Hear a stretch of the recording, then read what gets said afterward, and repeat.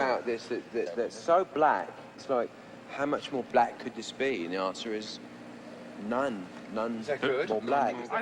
How you doing? I'm Nick Mason, and today I'm going to talk about my drums, what I use live on stage and on tour, and a little bit about why I choose the items that I do. I'll start with my drums, with the actual drums. This is Yamaha's Live Custom. I play all Yamaha drums. I have a really beautiful 80s recording custom set at home that I use on the majority of my recording sessions, but this is what I always put on stage. I've had this set for about 1.5 years, coming up on 2 years, I think. When they debuted these, I wasn't quite sure. I'd played oak drums before. I'd used oak customs and stuff on recording sessions and things, and they were good, but they weren't the sound I really loved. I really loved birch, which is why I had recording customs. But when I heard this mic'd up on stage for the first time, watching somebody else play in a concert and using this drum set, I was sold. They're really very thick oak shells. They're very loud, but they just have great tone to them also.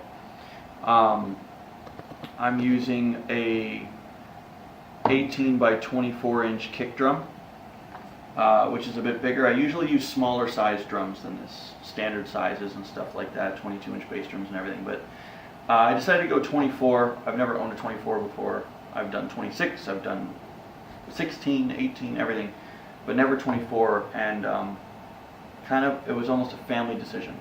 I come from a long line of drummers, and for whatever reason, everybody in my family plays 24 inch bass drums, except for me. So I was like, all right, I'll get a 24. I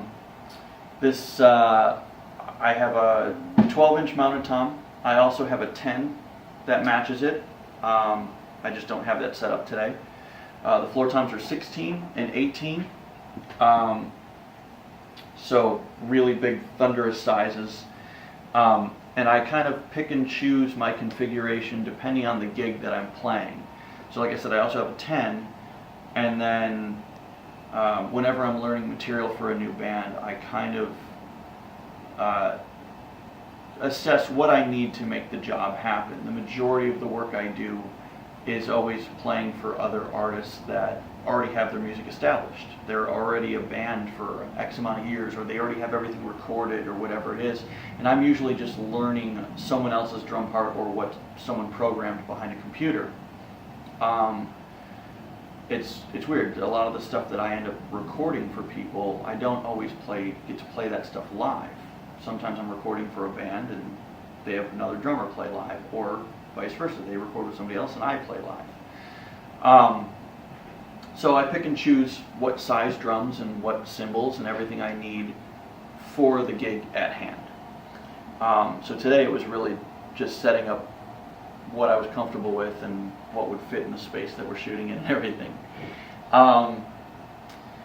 I like having this tom mounted. When I use 2 rack toms, I just mount them both right on the bass drum here and here, just traditional wise. It's just a little more compact. I don't have to have extra stands and extra clamps and everything. It's just easier. I know a lot of people talk about, that it hinders the tone of your drums and stuff, but it's very small and I don't think it's that noticeable. This mount actually does not come standard on these 24 inch bass drums. I had asked Yamaha to put that on special for me so I could just mount my toms without having extra stands. I do use their hex rack system once in a while, and for that I don't need the mount, but I don't always use it, only when I need a lot of extra stuff and not just throw and go cymbal stands. I use all of their hardware as well, their Yamaha hardware. The snare drum, actually, their snare drum is not an oak custom, a live custom snare drum. This is a 7 by 14 brass Yamaha. This was made at the tail end of when they were doing production on these in Japan. They've now since moved everything over to China. They're still cranking out fantastic quality. I have a variety of snare drums. I probably own 10 different snare drums. And again, I pick and choose for the job at hand. But this one's probably my favorite. It's got a really big sound. It's great on big rock gigs and stuff like that where you need a lot of body and a lot of volume, and it just sounds great that way. Like I said, I use all Yamaha hardware. I use their pedals, their cymbal stands, they're everything. They make the most durable hardware I've come across, and it's very, very simple and easy. It's just loosen, raise, and lower. That's kind of it. You don't have a dozen things you need to unlock and tilt and move and angle like some of the other hardware that's out on the market. I guess that's it for drums anyway. Moving on to drum heads. I use all Aquarian drum heads on everything as well. For my snare drum, actually for all of the drums right now, snare and the toms, I'm using their Force 10. It's a double ply head that's two very thick plies. They're both 10 mil each, which makes them very, very, very thick. So you get a lot of extra durability out of them, but they don't choke at all like some thicker drum heads have a tendency to do. They still sing really well. I got in the habit of using them on everything. I prefer coated heads, and Aquarian is kind enough to make them in black for me, which these are actually not sold on the market this way. If you buy Force 10s coated, they're white, but they were cool enough to do them in black for me, special. And maybe at some point they'll start sticking those in stores because I think they sell pretty well actually. I even use black heads on the bottoms of the drums too. I'm going to take this off real quick. So I use their classic clear on all the bottoms, and again in black, in their video gloss black, so it's black on both sides kind of thing. That's just kind of a look for these drums that I like. You know, if I had white drums, I'd probably have white heads top and bottom kind of thing. For the kick drum, I'm using their, you can't really see it from that angle, but on the batter side, I'm using their Super Kick 10, which is like the Force 10. It's the same head as the Force 10, the double ply, really thick double plies, but it has that felt muffle ring around the edge kind of thing. And then on the front of it, on the resonant side, this is their regulator head, and that's also got the felt ring just around the sound hole in the middle. And really the combination of those two heads, you don't need any extra muffling. They do a really fantastic job of doing that on their own. I do use a little extra muffling in there, and that's for two reasons. So I have this pillow, it's called a Kick Pro. It's a weighted pillow, and the reason for using that is, as you can see, I have a microphone built into the shell, and that way the kick is always mic'd and it just has to be plugged in from the top. Because of that, having that microphone that close, I didn't want a lot of extra ring and tones and stuff like that that will drive sound guys nuts.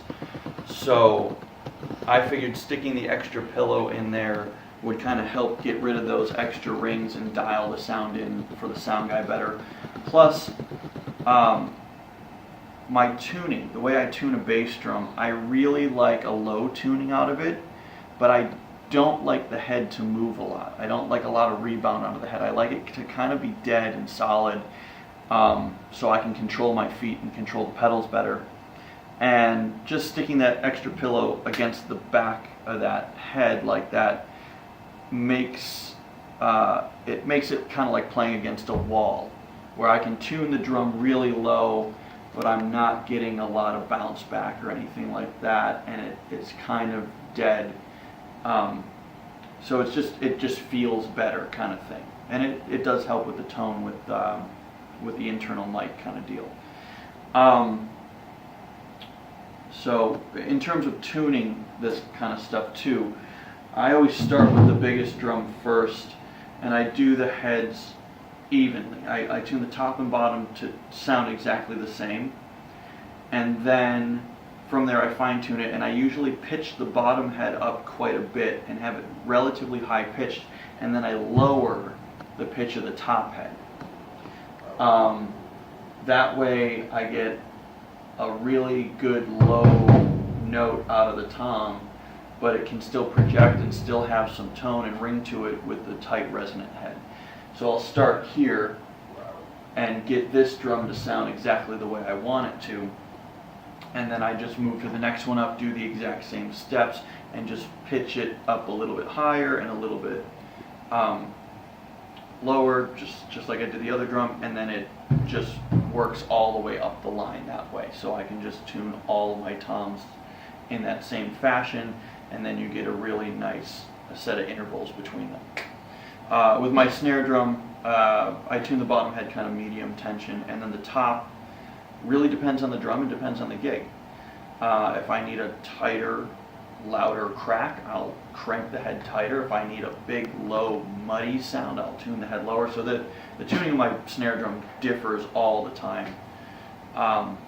Really dependent on, like I said, the job I'm doing, the type of drum it is. You know, certain drums don't like to have a lower or higher tuning, or they like to sit in a specific range. What I found with brass drums like this is that they got a really good solid range where you can go high and low with them, and they'll still sound fantastic no matter what. Not every drum you can get away with that. So I also use, I didn't mention this before, I got all kinds of extra trinkets and stuff too. I also use some electronic drums occasionally for certain gigs, just to get extra sounds and stuff like that. For that, I use Yamaha's DTX electronic drums. I have one pad set up on the kit today. Usually I'll just have one pad here for hand claps, tambourines, extra sounds for snare drums and stuff. Sometimes I'll use two over here, one over here, or two and two on each side, really depending on the gig. Certain artists that I play for like to have some extra percussion stuff, and it saves me from bringing out, you know, racks and racks of extra things. Is just plug it in. And their electronics are really good and responsive. They have some really good built-in sounds to their modules and everything too. I only bring extra percussion toys out if I absolutely need it for a gig. Normally I don't use any. But if I need a tambourine, I'll bring a tambourine. If I need a cowbell, I'll bring a cowbell. Normally they're not things that I stick on the kit every day. I do have some percussion stuff up here today, a cowbell and a percussion block. And I was lucky enough just to find them that matched the rest of the kit. Having a black percussion block to match the black of the kit, and having this monster green cowbell with a zombie on it kind of thing. Believe it or not, green's my favorite color, not black, but it contrasts with black really nice, and as you can see I have green cymbal felts too to kind of match it. So for cymbal felts, last year I started using these Cympads, they're called. They're not felt, they're a cellular foam. They make a lot of different types of them, and I use them all right now. So on all of my cymbal stands, on the top I have their chromatic series. They are a little bit denser, thicker foam, and I was able to get them in green, which looks really, really nice contrast against all the black on the drum set, and matches my cowbell. Now, for a couple of these cymbals, actually, I doubled the felt. For my China cymbals and my ride, actually underneath the chromatic, I have one of their regular Cympads, and just a thin cut one. And the reason for that is, I like a lot of control out of my cymbals. I don't like them to move around too much. I don't want to choke them and damage the cymbal, but I don't want it to move away from me when I'm playing, because sometimes if it's too loose, a double stroke on it, you know, you're going to miss the second stroke because the cymbal's like that.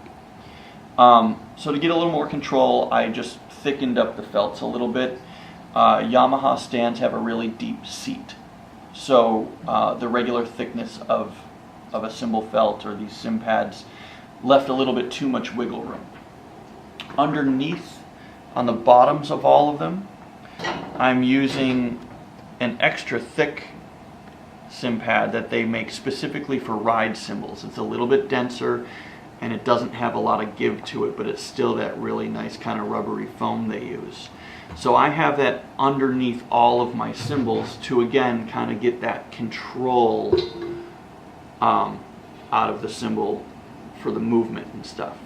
They sound really great if you A/B compare them to using your cymbal with a traditional felt. There definitely is a difference, and I feel the cymbals can breathe a little bit more tonally when using these. So I've been taking them on the road with me. I've been using them in recording sessions, on stage, every situation possible. Cool thing is, you know, the chromatics they do make in different colors and stuff, so if you want to match them to the color of your drum set, you can do that. My recording custom set's blue, so of course I have blue ones on that. I usually keep a stack of just regular black ones in my travel cases and stuff like that, so when I fly to another state or overseas to do gigs, I bring a bunch of those with me. And then they also make some really big, fat, wide ones like this too, that they call moderators, that reduce the volume of your cymbal but don't really take away the tone by muffling it, because it just kind of fits underneath the bell. And in my private practice studio and also in the studio I teach out of, I have those big fat ones underneath all of the cymbals to kind of control the volume, and it doesn't really hinder the way the cymbal sounds, it just kind of makes it a little bit easier on the ears. Let's talk about cymbals. So, my entire cymbal setup here is Paiste's new Color Sound 900 series. These debuted this past year at the NAMM show back in January, so they've only been in existence for about 8 months. They come in a whole bunch of different colors, or you can get them without the color on them too, and they look like traditional cymbals. I of course went for black because it matches the drums and it looks cool that way. The coating, the color coating, doesn't really change the sound of the cymbal that much. They still sound really, really nice. Black cymbals obviously are not appropriate for every gig. So when I'm playing something milder, where black is a little too rock and roll or too metal for it, I use Paiste's 2002 series. I also use those in the recording studio and do a lot of sessions where I'm using 2002s, or sometimes a mix of their signature line. These ones are really awesome live though, and they cut through really well. This is like a full-on kind of rock setup. The ride is a 22-inch heavy ride. I like a really loud ride that cuts through. There's nothing I hate more than watching a drummer play the ride cymbal and you can't hear it because the music surrounding it's too much. I like the ride to really cut through, and I like a really nice big defined bell so you can give it a nice crack when needed. And this has a fantastic bell on it, really nice big size. The crashes, I've always used matching crashes. Ever since I was a kid, I grew up, you know, with Joey Kramer from Aerosmith as my favorite drummer.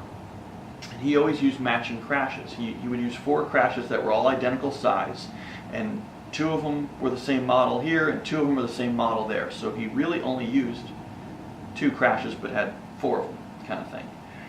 And I just got in the habit of using matching crashes for whatever reason my whole life. So this is no different.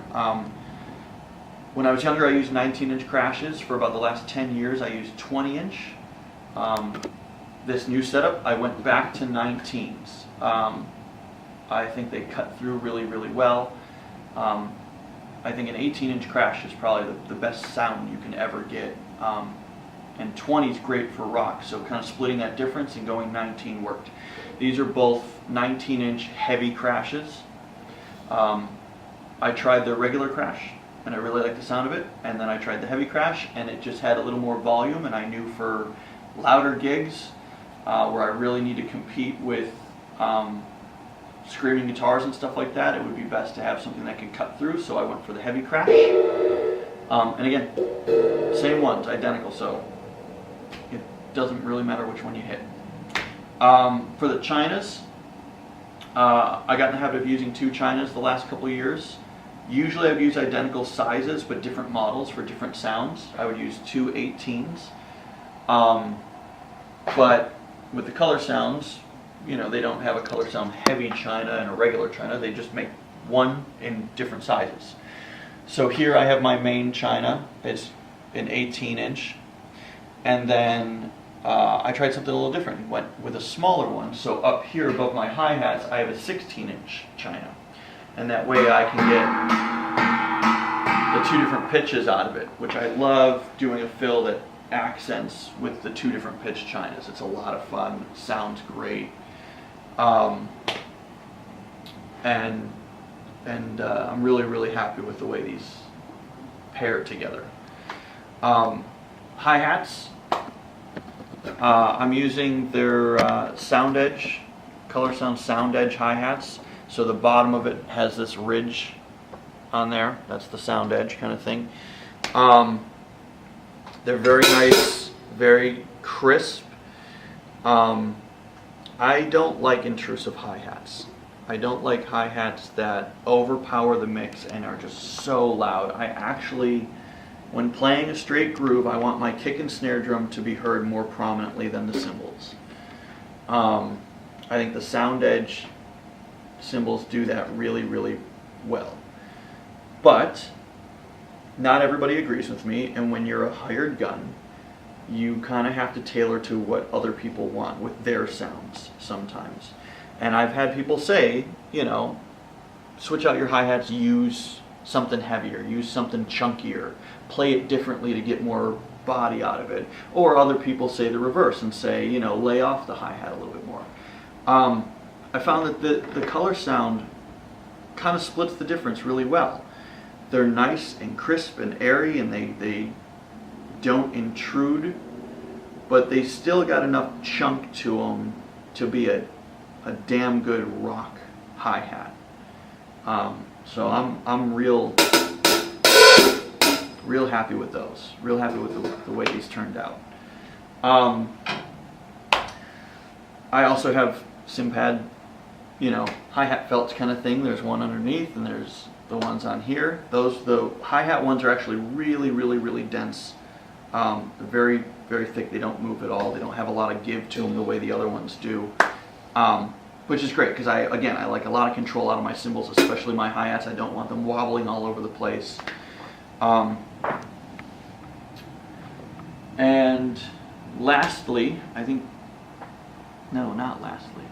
I have two other things to talk about. Talking about my drumsticks. So I use Regal Tip's 5BX model, and for me personally, this is a great, perfect, all-around, can do any job stick. Before these were invented, you know, I think they came out with these in 2001, and I've been using them since then. But prior to that, if I needed a lighter gig stick, I'd use something lighter. If I had a big rock gig, I'd use something heavier, and I would have to use different models for different gigs. This fits anything. I can just as easily do a big, heavy, you know, monkey arm bashing gig as a jazz gig with this stick. It can do everything for me. It fits my hand perfectly, and it's got a great balance to it. Compared to like a regular 5B, it's a tiny bit thinner and a tiny bit longer. So regular 5Bs from any brand is usually 16 inches in length and 0.600 for the diameter. These are 0.590 for the diameter, so a little bit thinner, just a hair, and these are 16 and a quarter inch. So just a quarter inch extra length, which I really like. A little bit more length on that and it would be too much, and then 16 I feel is too stubby, so this is perfect. Nice acorn tip on it too, really good definition out of it. And the one big thing with Regal Tip, and one of the big reasons I use their sticks, is I grew up in Western New York, and that's where these sticks are made. I didn't know that though until I was in like high school. I didn't realize they were just made across the bridge, you know, over the river kind of thing. I use them because, again, everybody in my family kind of used them. And then I just got really used to them. And the big thing is they have the really nice thick lacquer coating on them. My hands don't sweat when I play. They don't get wet at all. And because they stay dry, once the blood's circulating in my hand and my hands kind of warm up a little bit, this thick coating on there really grips really nice. And so it's comfortable. I have a very loose grip when I play, and I'm never in danger of dropping or throwing a stick. These things really, really grip perfectly. And other brands of sticks, I've used every brand on the market. Other brands I usually have to put grip tape on to get that same kind of nice loose grip without the danger of the stick flying out of my hand. So there's no way around it. I use these for everything. So like my cymbal felts being green just for a little added, flair and flash to the drum kit. Same thing with my bass drum claws. These are cool claws, they're called. They make them in a big variety of different shapes. There's stars, there's dollar signs, there's ones that actually look like hands, which I used to use. I got the iron crosses. I thought they fit pretty well with just the overall theme of the kit being black and then having chrome hardware and stuff like that. They just kind of look cool, and it just adds a little extra bling to the kit. A lot of people don't notice it at first, but when they look at the drums up close, they're like, oh, cool, where'd you get those, kind of thing, They're a fantastic company, and out of Canada makes them, and I've used a bunch of different designs that they've had before. I've had little mini pentagrams, and I've had the hands and stuff like that, but the iron crosses are pretty badass, and they just add a little flair to the kit. So I think that about wraps up everything that I'm using, all the gear that I play, all the companies that I'm proud to have partnerships with and endorse their products and stuff. So if there's any specific questions about any of it, feel free to comment or write me. That's that. Good.